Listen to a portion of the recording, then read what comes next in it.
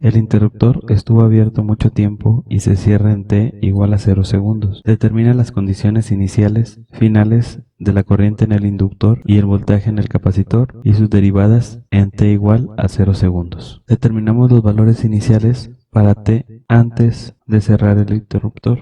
El circuito queda de la siguiente manera. Podemos determinar la corriente en el inductor aplicando la ley de Ohm para obtener una corriente de 2 amperes. El voltaje en el capacitor es el mismo que en el resistor de 2 ohms y estos son 4 volts. Ahora determinamos el comportamiento transitorio cuando t es igual a 0.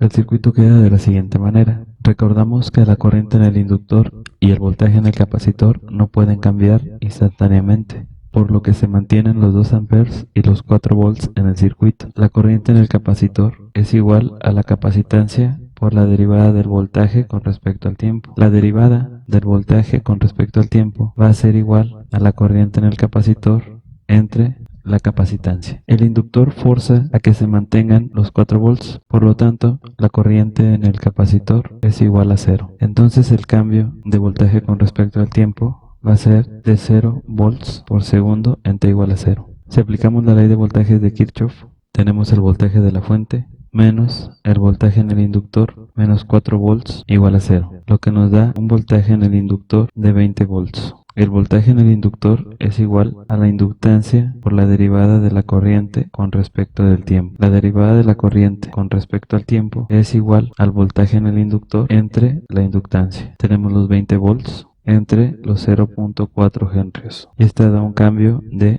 50 amperes por segundo en t igual a 0. Las condiciones finales o de estado estable, vemos que el capacitor va a quedar cargado con el voltaje de la fuente y la corriente en el inductor del estado estable va a ser de 12 amperes.